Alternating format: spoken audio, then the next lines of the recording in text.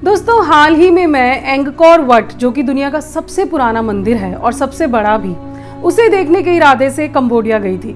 इस यात्रा में मैंने बहुत सारे लाइफ लेसन सीखे और वो मैं सब आपके साथ आज शेयर करना चाहती हूँ। तो चलिए स्टार्ट करते हैं। सबसे पहला लेसन, डू इट नाउ। मैं कब से या फिर ये कहें कि कितने सालों से ये मंदिर देखना चाहती थी।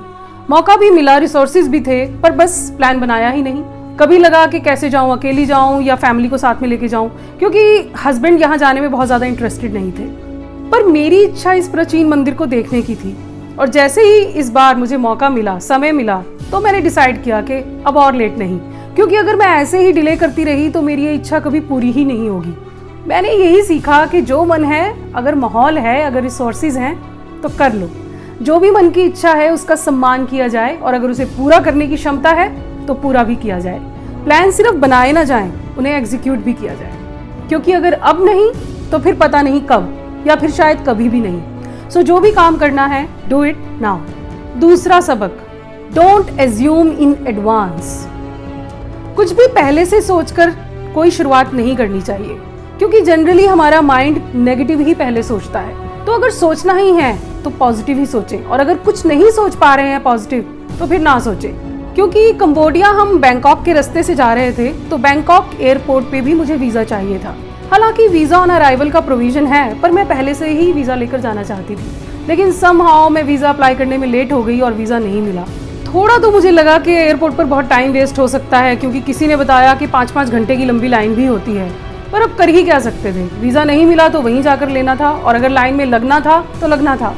ऑल्दो अंदर से मुझे इंट्यूशन थी कि शायद इतनी लंबी लाइन ना हो, शायद जल्दी हो जाए। तो मैंने बस अपने मन को समझाया और नेगेटिविटी की तरफ जाने से उसको रोका। कुछ भी एडवांस में अज्यूम नहीं करा कि अब क्या होगा, अगर लाइन लंबी हुई तो मैं क्या करूंगी। मैंने बस ये सोचा कि देखा जाएगा। अपने बेटे को कहा कि अगर थोड़ा सा टाइम लगेगा तो हम थोड़ा पेशेंस रखेंगे, ज़्यादा इम्पेशेंट नहीं होंगे। और फिर हुआ वही, 10 मिनट में हमें वीज़ा मिल गया। तब मैंने रियलाइज़ किया कि कई बार हम नेगेटिव सोचकर भी नेगेटिव को इन्वाइट कर लेते हैं। तो जहाँ तक हो सके पॉजिटिव ही सोचें, और अगर कुछ नहीं सोच पा रहे हैं तो कुछ ना सोचें, लेकिन पहले से कुछ भी धारणा बनाकर कोई काम ना करें। तीसरा सबक, have complete faith in God. दोस्तों, भगवान पर विश्वास बिल्कुल कंप्लीट होना चाहिए।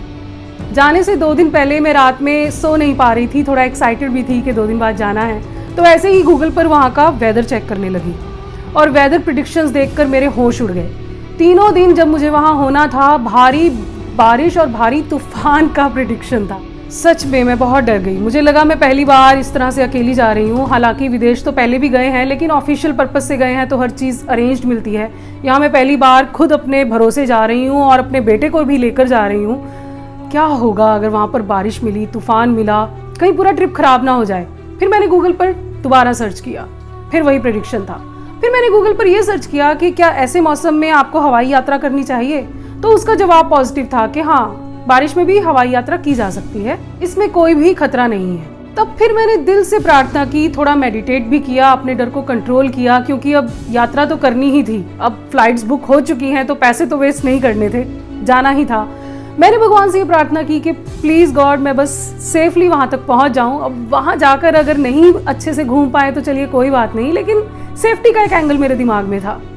और फिर चमत्कार हुआ, हम वहाँ सेफली पहुँच गए और बारिश भी हमें नहीं मिली। तो मैं थोड़ा सरप्राइज भी थी कि प्रेडिक्शन तो था तो बारिश हुई तो ज़रूर होगी। तब मैंने अपने टैक्सी ड्राइवर से पूछा कि क्या बारिश हुई थी, तो उसने बताया कि रात भर बारिश हुई थी, लेकिन आज सुबह से मौसम अच्छा है। तब मैं समझ गई कि जब हम किसी चीज़ को अपने मन में सोचते हैं तब हम उसका नेगेटिव साइड ही सोचते हैं। बारिश का प्रेडिक्शन है, लेकिन ये तो कहीं नहीं लिखा था कि दिन में ही बारिश का प्रेडिक्शन है। हो सकता है वो रातों को होनी हो, जब आपको उससे कोई समस्या ना होनी हो, और मेरे केस में वही हुआ। तीनों दिन हमें बारिश से कोई प्रॉब्लम नहीं हुई। एक दिन थोड़ी सी बारिश हुई दोपहर में, जब हम कमरे में घूमकर वापस आ चुके थे।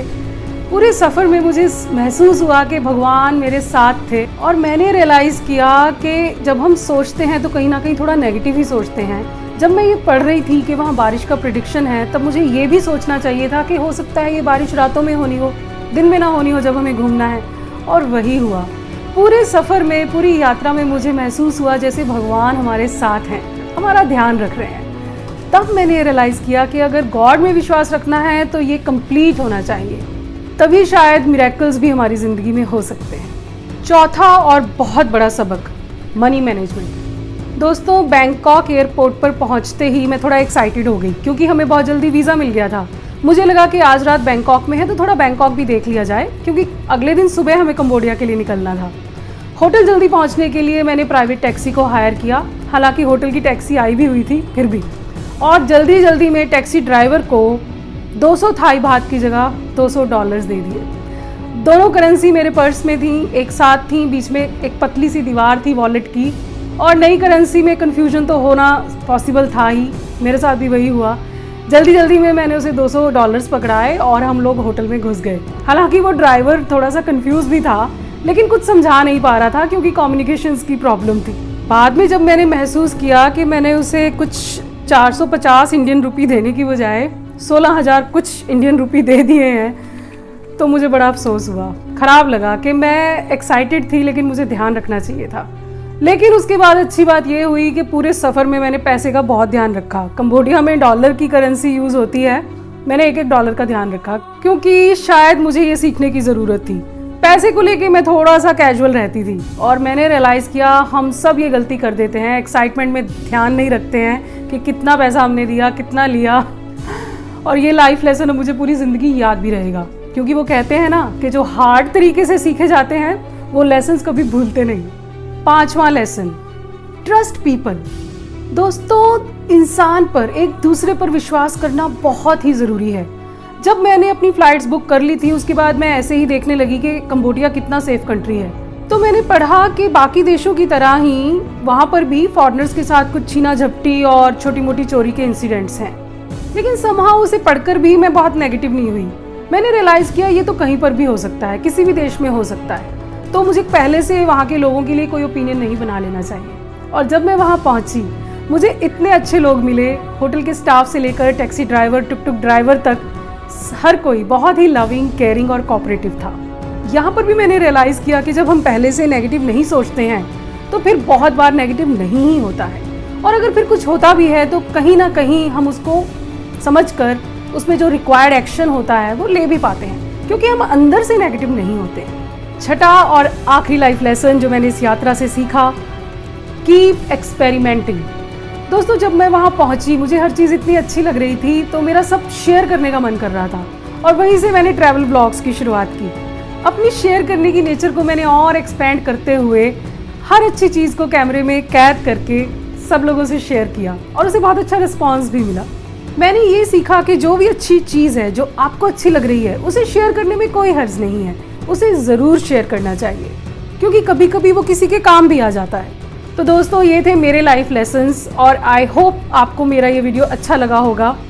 मैं इसी तरह के और भी वीडियोस लेकर आती रहूँगी, तो प्लीज़ मेरे चैनल को सब्सक्राइब ज़रूर कर लें और मेरा वीडियो अगर अच्छा लगे तो उसे लाइक और शेयर ज़रूर करें। Thank you so much.